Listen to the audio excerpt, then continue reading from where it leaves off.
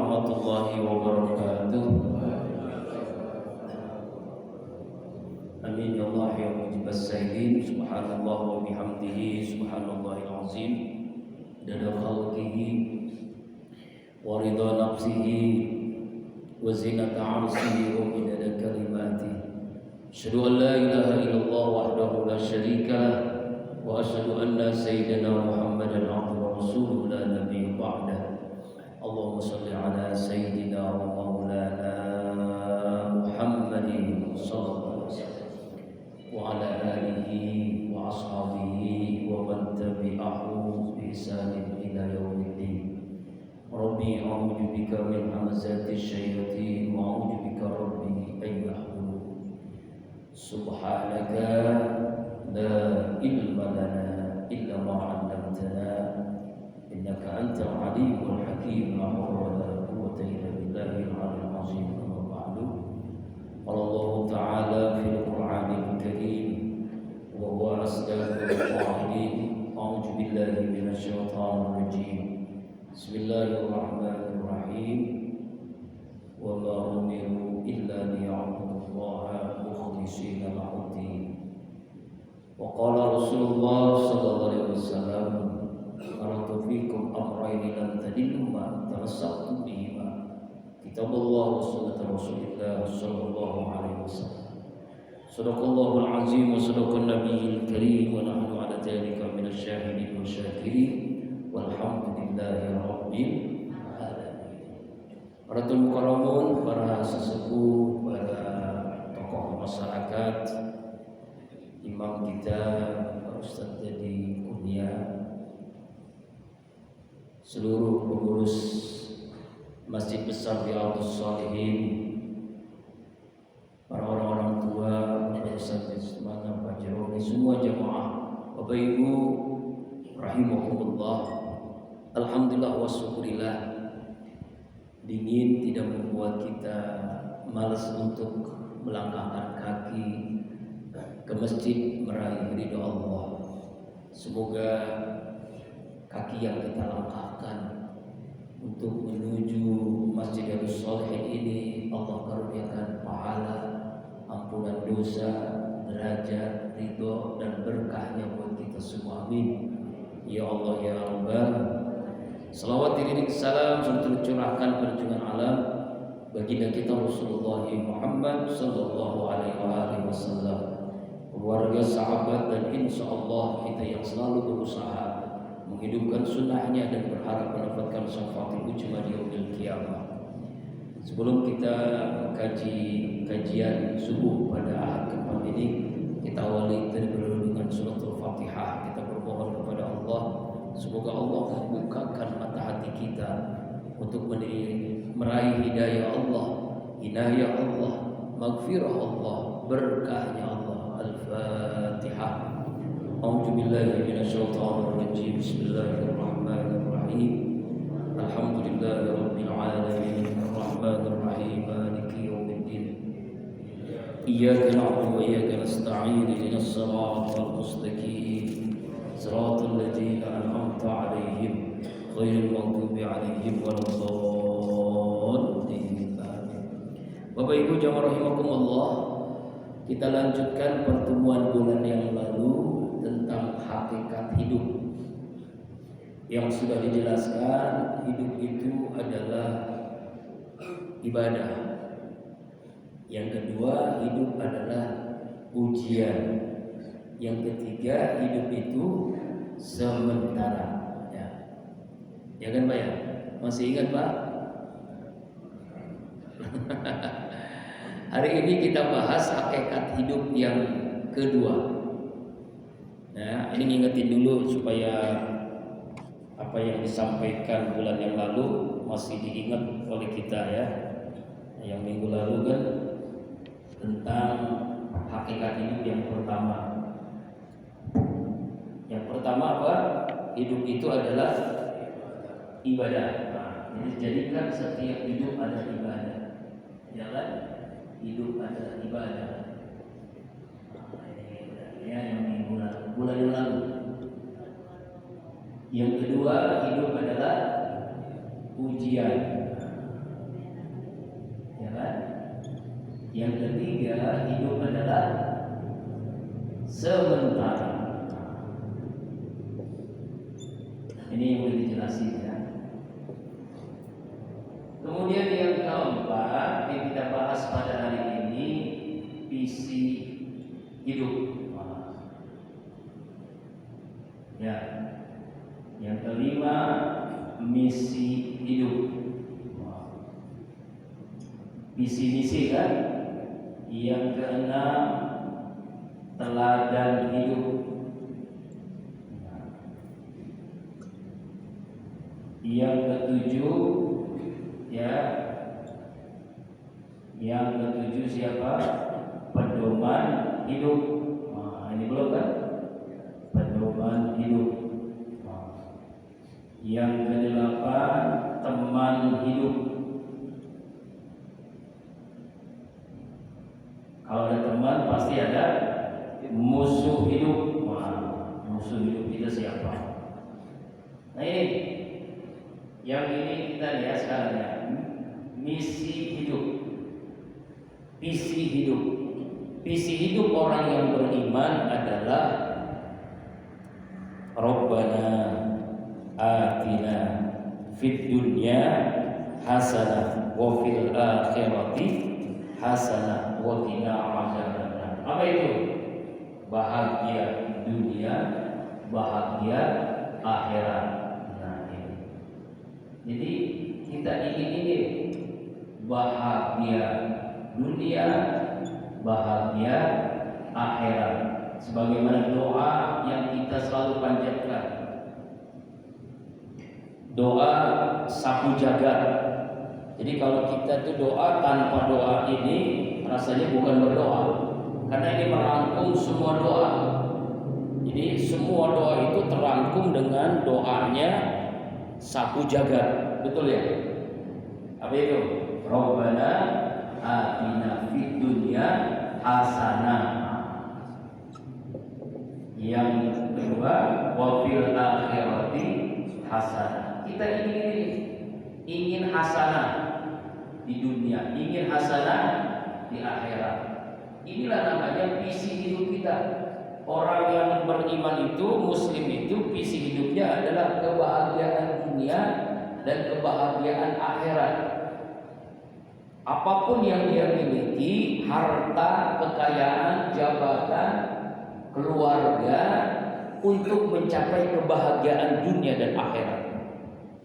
Ada orang sa'idun fid dunya, sa'idun fil akhirat. Ini yang paling kita inginkan, bahagia dunia, bahagia akhirat. Ada orang yang sa'idun fid dunya, saqiyun fil akhirat. Di dunia bahagia, di akhirat celaka. Ada orang saqiyun fid dunya, sa'idun fil akhirah. Di dunia celaka, di akhirat bahagia. Yang lebih parah lagi, saqiyun fid dunya, saqiyun fil akhirah. Di dunia dan di akhirat celaka. Kira-kira ibu mau yang mana? Pasti semuanya menginginkan sa'idun fid dunya, sa'idun fil akhirah. Itu memang idealnya. Itulah yang kita terus visi hidup orang beriman itu, di dunia bahagia, di akhirat bahagia. Jangka pendek, jangka panjang. Jangka pendek bagaimana mencapai kebahagiaan. Ada orang beranggapan bahagia itu punya uang, punya fulus, punya harta. Tapi ternyata banyak orang yang punya harta tidak bahagia. Coba banyak orang-orang barat, orang sekuler yang uangnya bukan hanya jutaan, bukan hanya miliaran, tapi triliunan. Apa yang terjadi? Dia nggak bahagia. Dia pergi ke pantai-pantai untuk mencapai kebahagiaan, pergi ke goa-goa, hidup di tempat yang sunyi, di tempat tidak mau banyak orang, ya kan? Itulah katanya ingin kebahagiaan. Ternyata tidak dapat kebahagiaan di pantai, di hutan-hutan belantara, di harta yang berlimpah ruah. Itu tidak membuat dia bahagia. Ada orang beranggapan bahagia itu kalau jabatannya tinggi, tapi ternyata semakin tinggi jabatannya, semakin banyak masalah yang dialaminya. Ada orang yang beranggapan bahwa bahagia itu pendidikannya S3, S4, S5, S mampu, S-level, tapi ternyata tidak bahagia. Ya, kebahagiaan itu adalah adanya di keluarga, adanya di hati. Ya, kebahagiaan. Bagaimana Abdurrahman Auf misalnya, sahabat Rasulullah, hartanya berlimpah, tapi hartanya ingin mencapai kebahagiaan dengan menginfakkan hartanya, dengan berzakat, dengan beramal jariah. Abu Bakar As-Siddiq seluruh hartanya, Umar bin Khattab separuh hartanya. Kalau kita berapa hartanya? Itulah. Jadi kebahagiaan di dunia ini hanya sementara. Yang paling penting adalah bagaimana kita mencapai kebahagiaan di akhirat. Makanya doa sapu jagat itu doa yang selalu kita minta. Inilah visi hidup orang beriman bahagia. Kemudian yang kedua, ya ini yang penjelasannya yang lalu kan, misi hidup. Misi hidup orang beriman adalah khalifah. Khalifah. Ya, dalam Al-Qur'an surah Al-Baqarah, a'udzubillahi minasyaitonirrajim. Bismillahirrahmanirrahim. Ya. Wa iz qala rabbuka lil malaikati inni ja'ilun fil ardi khalifah. Nah, ini inni ja'ilun fil ardi khalifah. Qalu atata'u fiha may yufsidu fiha wa yasfiku dima wa nahnu nusabbihu bihamdi rabb wa nuqaddisu lak. Qala inni a'lamu ma la ta'lamun. Ingatlah ketika Tuhanmu Allah Subhanahu wa taala berfirman kepada malaikat, sesungguhnya aku akan menjadikan di bumi ini khalifah, pemimpin. Jadi seseorang itu misi hidupnya adalah menjadi khalifah, pemimpin. Dalam hadis, kullukum ra'in wa kullukum mas'ulun an ra'iyati. Semua kita pemimpin dan akan diminta pertanggungjawabannya oleh Allah Subhanahu wa taala. Ayah pemimpin bagi anak-anaknya, ibu pemimpin bagi keluarga, ya kan?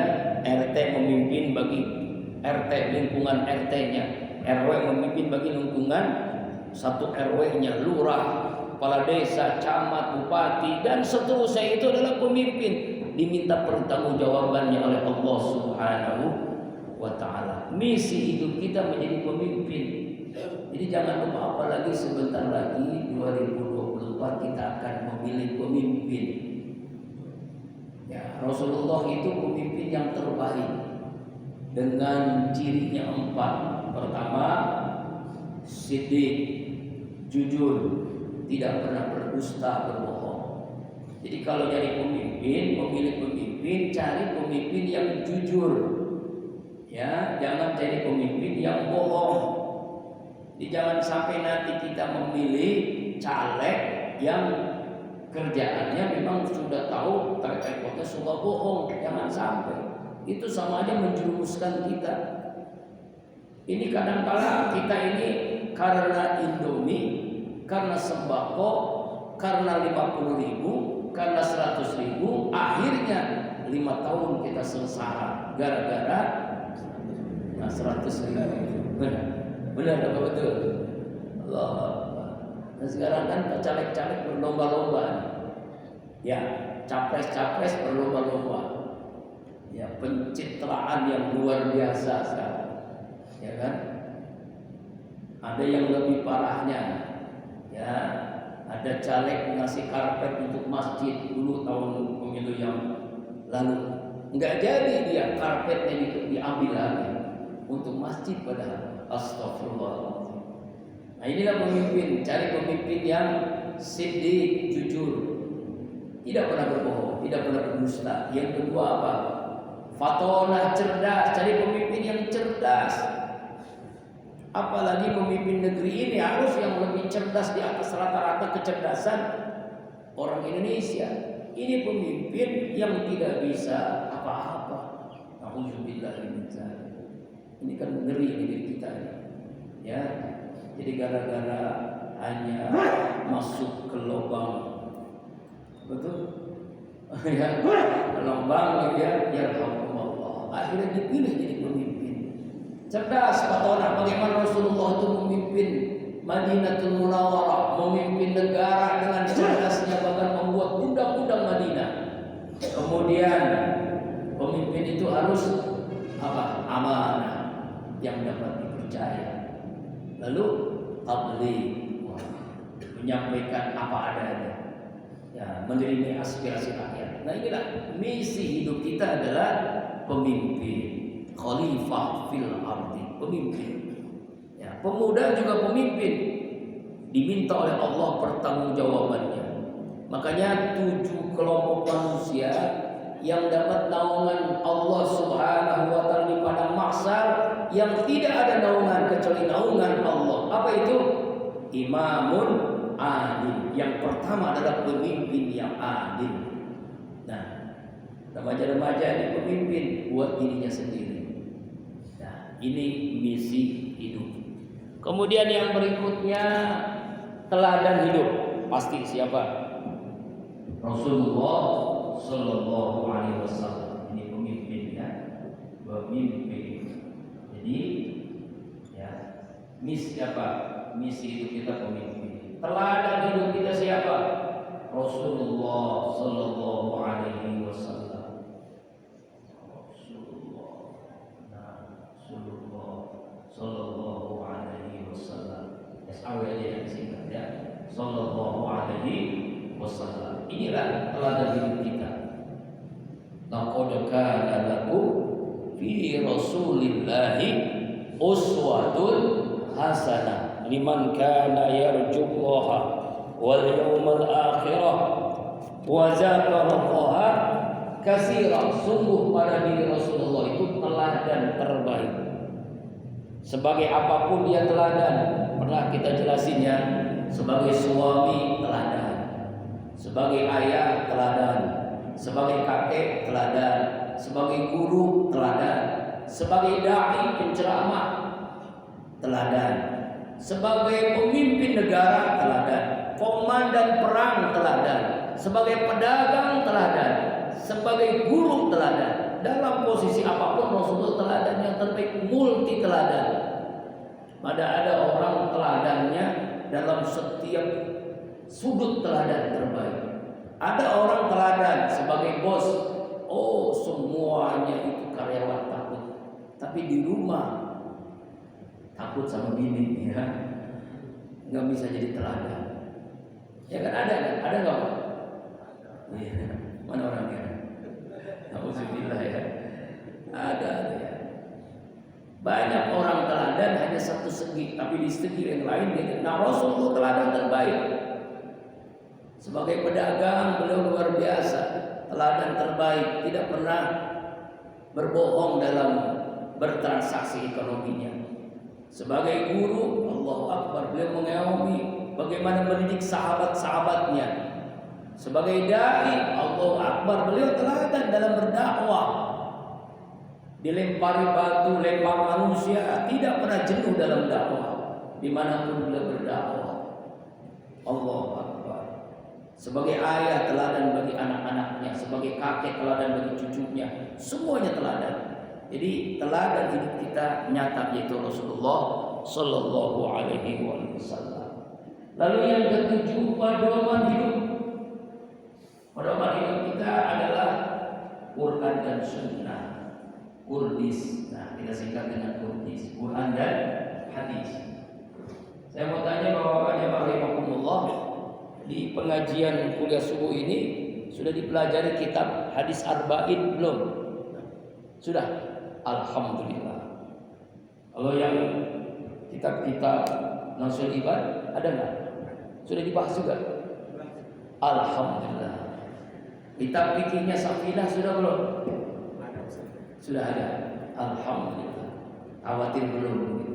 Sebab kalau udah ngaji begini nanti akhirnya ini udah tinggi gitu ya. Enggak juga sih, sama aja sebenarnya. Pedoman hidup kita Quran dan Sunnah.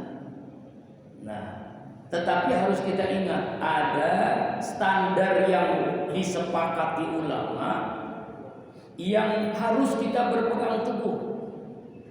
Kalau tidak ada dalam Quran dan Sunnah, ada dua yang harus kita ikuti, yaitu ijma dan qiyas.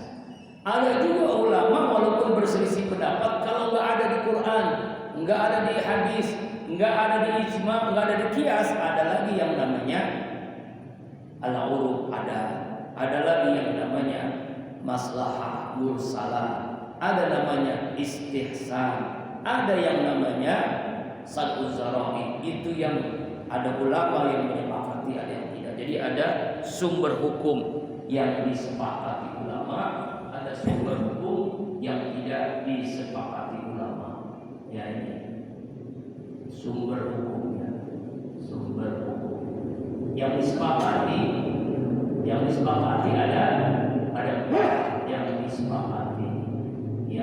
disepakati para ulama.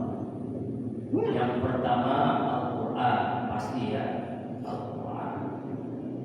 Yang kedua hadis Rasulullah SAW, hadis sahih ya, hadis mutawatir. Yang ketiga ijma, sepakatan para sahabat tentang satu hukum. Yang keempat qiyas. Ini disepakati ulama nih. Jadi kalau kita ingin mengambil ini hukumnya apa, haram atau halal, kita lihat dalam Al-Quran ada atau tidak. Enggak ada dalam Al-Quran, kita lihat dalam hadis Rasulullah SAW. Enggak ada, kita lihat di ijma para sahabat. Ya, contohnya Rasulullah sholat tarawihnya berapa rakaat? 8 rakaat. Lalu kenapa kita 20 rakaat? Kita ikuti siapa? Itulah namanya ijma para sahabat. Alaikum bisunnati wa sunnatul khulafa'ir rasyidin. Mesti atas kalian mengikuti sunnahku dan sunnahnya khulafa'ir rasyidin, Abu Bakar, Umar, Utsman, Ali. Itulah yang dilakukan oleh para sahabat 20 rakaat. Bahkan ada yang 36 rakaat. Umar bin Abdul Aziz ya. Coba sekali-kali di masjid besar di Solihin sholat tarawih 36 rakaat. Insya Allah ubah. Yang keempat qiyas. Enggak ada di Al-Quran, enggak ada di hadis, enggak ada di ijma. Lihat qiyas. Contoh misalnya, ya, ini narkoba. Narkoba ada enggak di Al-Quran? Enggak ada. Di hadis enggak ada. Yang ada cuma khamr. Innamal khamru wal maisir, sesungguhnya khamr, judi dan seterusnya itu adalah perbuatan setan. Faslimu jauhilah. Lalu bagaimana caranya untuk menetapkan bahwa narkoba itu haram? Pakai qiyas, membandingkan, menyamakan antara sama-sama elatnya, yaitu memabukkan. Sama-sama memabukkan, maka jatuhnya kepada haram. Itulah qiyas, memperbandingkan namanya. Nah itu, ini yang disepakati ulama. Yang tidak disepakati oleh ulama berbeda pendapat, tidak disepakati. Ini banyak ini sebagai apa namanya, pengetahuan. Misalnya huruf ada kebiasaan. Yang kedua istihsan. Ini Imam Abu Hanifah menganggap baik. Yang ketiga maslahah mursalah.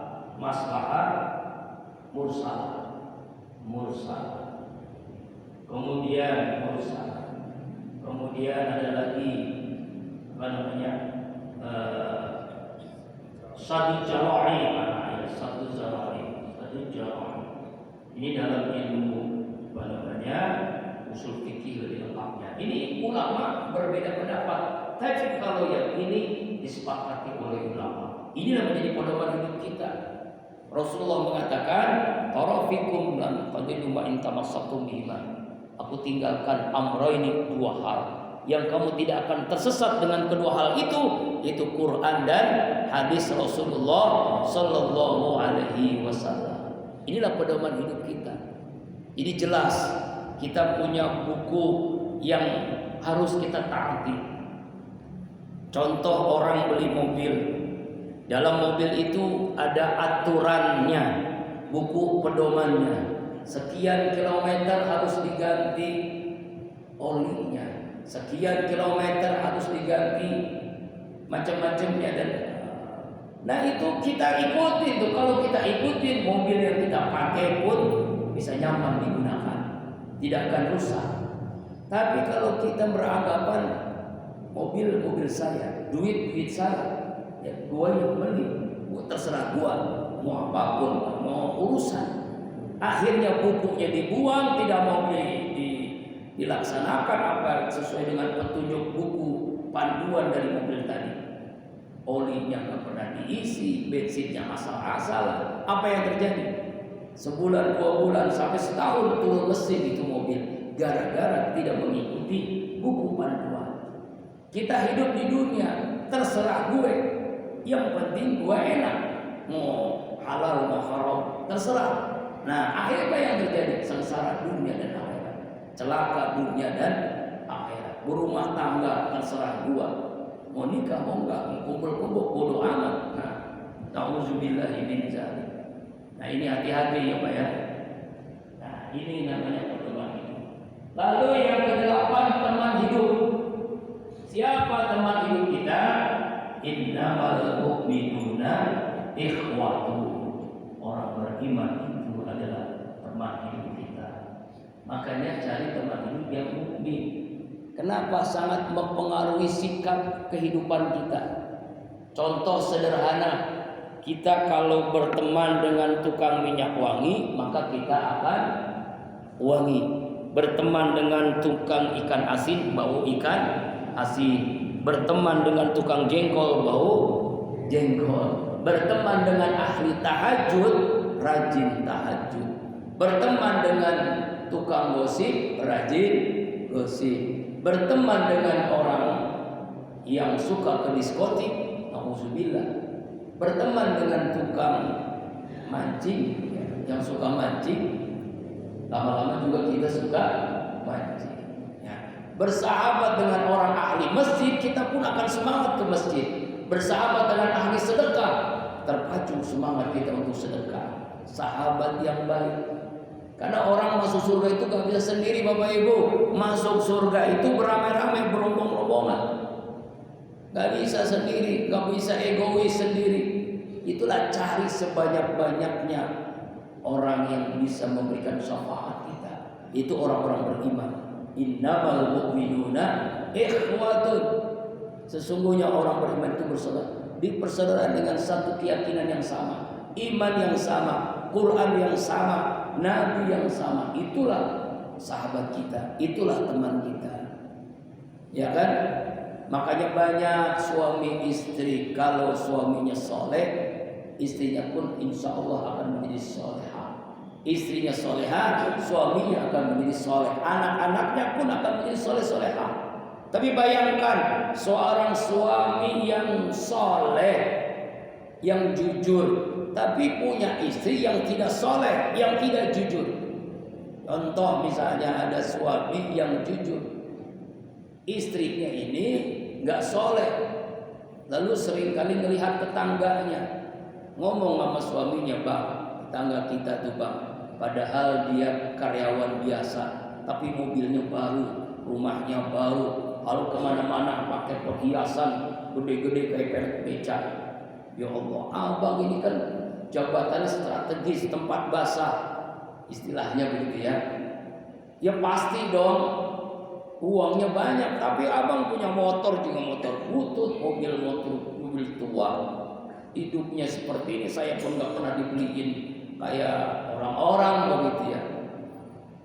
Awalnya suami ini jujur, amanah, dia ngomong, "Ma, ya memang seginilah gaji saya," begitu. Ya kan apa kek yang diambil-ambil, 1-2 hari terus ngomong itu bini, lama-lama suami yang soleh akan jadi apa Pak? Jadi koruptor hulu. Padahal awalnya jujur, nggak pernah berbohong, tapi karena terus ngomong berkali-kali di hadapannya, lama-lama jadi korup. Makanya jangan salahkan suami-suami yang kerja menjadi pejabat, ditangkap KPK, ditangkap koruptor, bisa jadi karena istrinya yang sosialita. Sekarang banyak istilah sosialita. Tahu Bu sosialita? Ya, istri-istri yang sosialita lah gitu. Akhirnya menjadi apa? Menjadi koruptor ulung gara-gara isi seperti itu.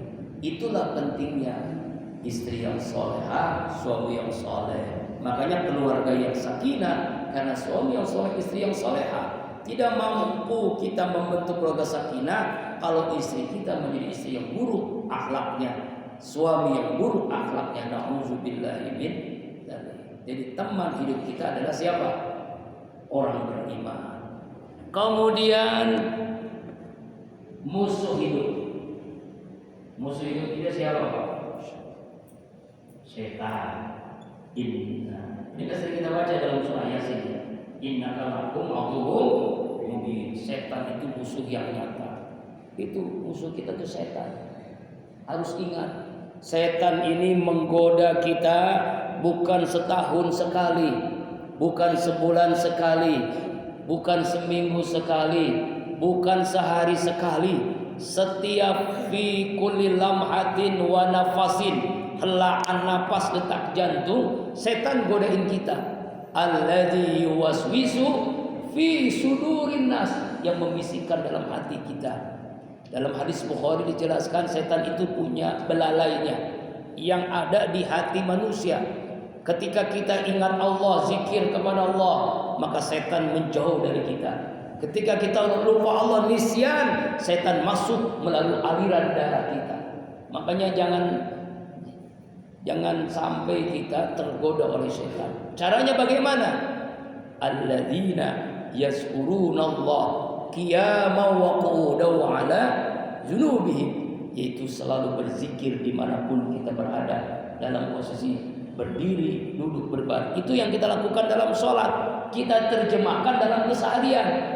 Kita sholat Bapak Ibu, lagi berdiri ingat sebut Allah, lagi ruku ingat sebut Allah, lagi sujud ingat sebut Allah, lagi salam pun ingat sebut Allah. Bisakah itu terjadi ketika kita dalam keseharian kita ingat sebut Allah dalam berbagai posisi? Kalau itu terjadi, maka kita pun akan bisa mengalahkan syaitan.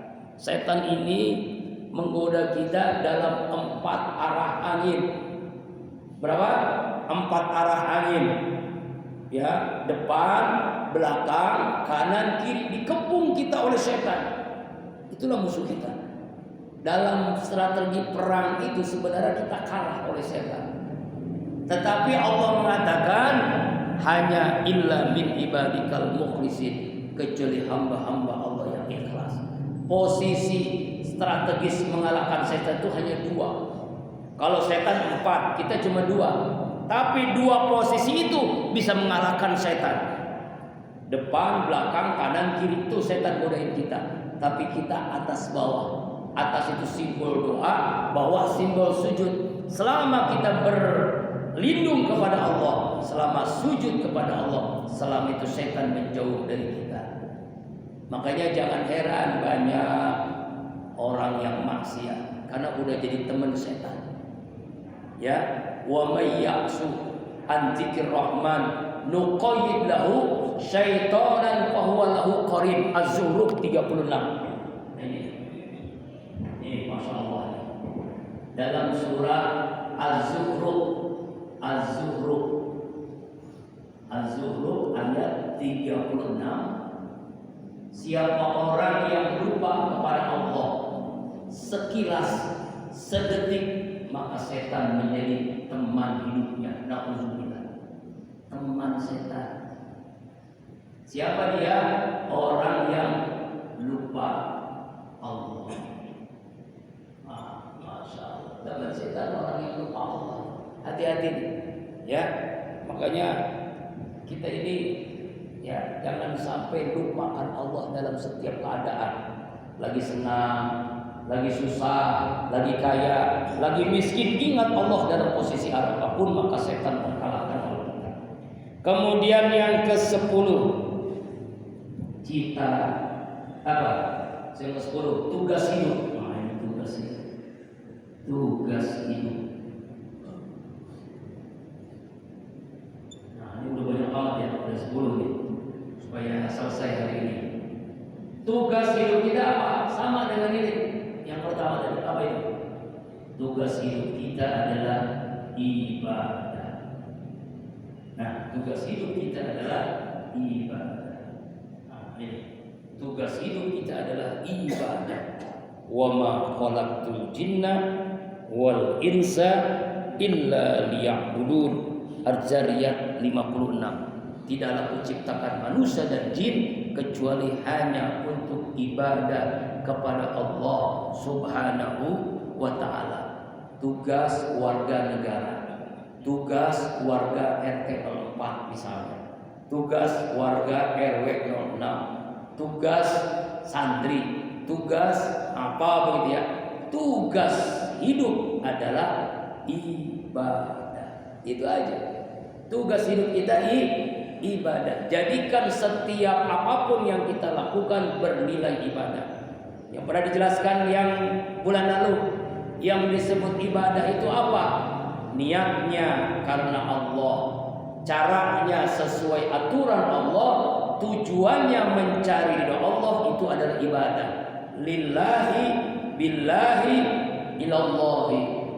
Ya, inna sholati wa nusuki wa mahyaya wa mamati lillahi rabbil alamin. Sesungguhnya salatku, ibadahku, hidupku, matiku karena Allah. Inilah tugas hidup kita. Tugas hidup kita adalah ibadah. Bapak Ibu jamaah rahimakumullah. Kemudian yang berikutnya, cita-cita hidup. Ini berapa nih? Yang ke-11, cita-cita hidup. Cita-cita hidup.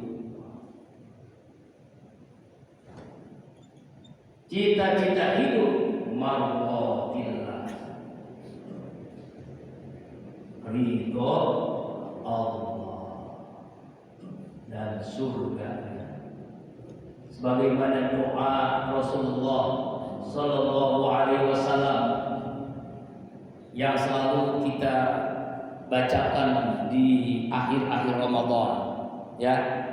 Allahumma inna nas'aluka ridhoka wal jannah wa na'udzubika min sakhatika wan nar. Ya Allah, kami hanya ingin ridhomu dan surga. Itu aja. Cita-cita hidup orang beriman adalah nas'aluka ridhoka wal jannah, ridho Allah dan surga Allah. Kalau Allah sudah ridho, maka surga Allah berikan. Makanya cari ridho Allah. Ya, cari ridho Allah. Ridho Allah karena ridho orang tua. Ridho Allah fi ridho walidain. Itu Pak. Ya, bagaimana Allah ridho kalau orang tua murka kepada kita? Carilah ridho orang tua, maka Allah pun ridho kepada kita. Ridho suami kepada istri, maka ridho suami itu menjadi Allah ridho kepada seorang istri. Makanya dalam hadis Rasulullah SAW, ketika seorang istri wafat meninggal dunia, lalu suaminya ridho atas kepulangannya, wafatnya, maka istri tadi silakan masuk surga dari pintu yang dia mau. Mau pintu yang mana? Nah, makanya kita kalau istri kita meninggal duluan, kira-kira bapak ridho apa enggak? Ridho, kuat, kencang banget tuh. Yang kencang banget tuh biasanya ada maksud tujuan tertentu. Kenapa ridho? Mau kawin lagi Ustaz. Ya Allah ya Rabbana. Astagfirullah. Bukan ya, itulah ridho Allah. Ridho walidain. Ridho Allah tergantung ridho orang tua, ridho Allah tergantung ridho suami. nas'aluka ridhoka wal jannah. Nah, makanya kita selalu minta kepada Allah dalam doa-doa kita, nas'aluka ridhoka wal jannah. Kenapa kita sholat? Nas'aluka ridhoka wal jannah. Kenapa kita puasa? Nas'aluka ridhoka wal jannah. Kenapa kita zakat, infak, sedekah? Nas'aluka ridhoka wal jannah. Kenapa kita ngaji nih yang enak-enak, dingin-dingin begini ngapain? Ngambil selimut tidur. Nas'aluka ridhoka wal jannah. Kita tinggalkan itu selimut, kita tinggalkan untuk tidur. Nas'aluka ridhoka wal jannah. Kenapa kita doain saudara-saudara di Palestina? Nas'aluka ridhoka wal jannah. Kenapa kita baca Quran? Nas'aluka ridhoka wal jannah. Kenapa kita bangun malam untuk tahajud? Nas'aluka ridhoka wal jannah. Karena ingin ridho Allah dan ingin surganya Allah Subhanahu wa ta'ala. Makanya kata Rasulullah dalam sabdanya, siapa orang yang berdoa 3 kali doanya disampaikan, Allahumma inna nas'aluka ridhoka wal jannah wa na'udzuka min sakhatik, maka wajib padanya karunia surga untuknya, ridho Allah dan surga Allah. Maka kita disunahkan dalam doa. Tapi doanya juga punya etika. Ini kadang doa itu asal-asalan. Contoh sederhana, tangannya diangkatnya itu ditaruh di paha. Wa nas'aluka ridhoka wal jannah. Amin amin amin amin amin amin. Pak, doa itu Pak nih yang disunahkan Rasulullah sallallahu alaihi wasallam, yaitu ini dada, ini perut, nah di tengah ini nih, ini di antara dada perut di sini nih, sudur begini. Nah, kemudian di sini kan ada apa namanya itu? Ada garis kan tangan ya, jari itu ada garisnya. Disatukan garis tadi dengan jari kita, disatukan Pak. Nih, ya. Nah begini nih tuh, disatuin tuh. Misalnya doa kunut ya begini. Kecuali doa minta hujan, istisqa boleh, boleh. Minta hujan ya, musim kemarau itu boleh. Tapi nah seperti ini doa. Nah ini ya kan, ini nyatu nih antara garis ini tuh, garis-garis di tangan ini dengan garis sebelah kanan dan sebelah kiri. Nah itu sunnahnya dalam doa yang diajarkan Rasulullah Sallallahu Alaihi Wasallam. Kadang-kadang apalagi lagi selamatan tahlilan, ya Allah ya sempet-sempetnya begitu ya doa. Amin amin amin ayam amin amin. Hati-hati ya. Nah ini. Jadi cita-cita hidup kita apa? Ridho Allah dan surga Allah Subhanahu wa ta'ala. Kemudian yang berikutnya, falsafah hidup. Nah, yang ke-12. Sebelah sini ya. Allah semua. Falsafah hidup. Ini diselesaikan hari ini. Falsafah hidup. Apa falsafah hidup? Dalam Al-Quran surah Al-Baqarah ayat, lihat dulu ya, 208. A'udzubillahi minasyaitonir rajim. Ya ayyuhalladzina amanu udkhulu fis-silmi kafah. Kafah. Islam kafah. Hai orang-orang yang beriman, masuklah ke dalam agama Islam secara keseluruhan. Jadi berislam itu jangan sepotong-sepotong, jangan separoh-separoh. Contoh, kita ibadah cara Islam, tapi ada orang berkeluarga caranya Yahudi, berekonomi caranya Nasrani, berpolitik caranya komunis. Ini berarti masuk Islamnya hanya separoh-separoh doang. Ya ayyuhalladzina amanu udkhulu fis-silmi kafah wa la tattabi'u khutuwatis syaitan. Jangan kamu ikuti langkah-langkah syaitan. Inilah falsafah hidup. Orang beriman falsafah hidupnya Islam kafah, masuk ke dalam agama Islam keseluruhan. Ya, cara berkeluarga cara Islam, cara berpolitik cara Islam, cara berekonomi cara Islam, cara hidup cara Islam, cara ibadah, cara berkeluarga, semuanya cara Islam. Jadi Islam kafah namanya. Inilah falsafah hidup kita. Masuklah ke dalam agama Islam secara keseluruhan. Jangan sepotong-sepotong, jangan setengah-setengah. Kira-kira ada nggak Pak? Orang ya hidup itu ibadahnya cara Islam, berkeluarganya cara Yahudi, ada nggak? Berekonominya cara Nasrani, berpolitiknya cara komunis. Nauzubillahi min dzalik. Falsafah hidup orang beriman adalah Islam kafah. Kemudian yang berikutnya, yang ke-13. Yang ke-13 sini ya. Amalan hidup. Nah, ini. Amalan hidup. Jadi punya amalan kita. Apa itu amalan hidup? Yaitu sunnah Rasulullah Sallallahu Alaihi Wasallam. Dari bangun tidur sampai tidak tidur kembali, bahkan tidur itu adalah bagian menghidupkan sunnah Rasulullah Sallallahu Alaihi Wasallam. Bagaimana Nabi cara makannya, cara minumnya, cara berkeluarganya, cara ibadahnya, cara berekonominya, semuanya kita ikuti tuntunan Rasulullah Sallallahu Alaihi Wasallam. Amalan hidup kita. Misalnya kalau yang pernah dilakukan oleh almarhum almarhumlah Ki Haji Muhammad Arif ini namanya 7 sunnah Nabi. Pernah dengar kan Pak 7 sunnah Nabi? Pertama tahajud, kedua tadabbur Quran, ketiga selalu berjamaah di masjid, di musola, keempat sholat duha, kelima sedekah, keenam jaga wudhu, terakhir yang ketujuh istighfar. Ini 7 sunnah Nabi. Di antara amalan hidup, di antara amalan hidup 7 sunnah Nabi. Saya ulang lagi ya, supaya ingat deh, 7 sunnah Nabi di antara amalan hidup. 7 sunnah Nabi Rasulullah Sallallahu Alaihi Wasallam. Pertama apa? Tahajud. Tapi saya yakin kalau jamaah Masjid Darus Sholihin ini rajin bangun malam, ya Pak ya. Ngapain?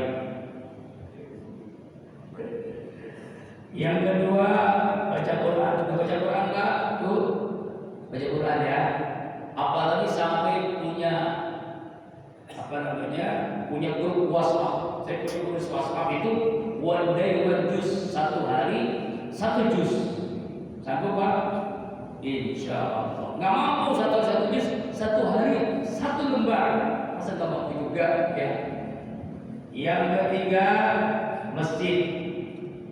Selalu sholatnya selalu berjamaah di masjid. Jadi 5 waktu diusahakan Bapak Ibu, terutama bapak-bapak di masjid. Jadi kalau laki-laki sholat wajib di rumah, namanya laki-laki soleha. Jadi ada laki-laki soleh, ada laki-laki soleha. Laki-laki soleha siapa?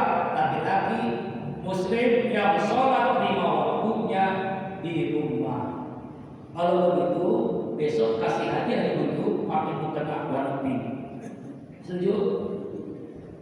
Yang keempat yaitu selalu sholat duha, sholat rezeki. Nanti ya sekitar kita jam 8, jam 9 sholat duha. Tidak akan susah orang yang hidupnya kalau sholat duha. Yang kelima jaga wudhu, selalu berjaga wudhunya. Batal wudhu agar kita mendapatkan doa malaikat, menjadi ashabul malaikat, sahabat malaikat selalu menjaga wudhu. Yang keenam yaitu sedekah, apalagi sedekah sumber. Kotak amal masjid masukin sedekah, walaupun hanya 2.000 rupiah. Kenapa? Karena inilah rezeki yang Allah berikan karena kita mampu bersedekah di waktu subuh. Malaikat hadir malam dan siang mendoakan orang yang sedekah di waktu subuh. Yang ketujuh istighfar. Istighfar. Ini namanya amalan hidup nih. Kita harus punya amalan hidup nih. Minimal 7 sunnah Nabi, 7 7 sunnah Nabi amalan itu. Terakhir kesimpulan ya. Nah, sebentar lagi sudah waktu suruh. Ya, hidup adalah ibadah.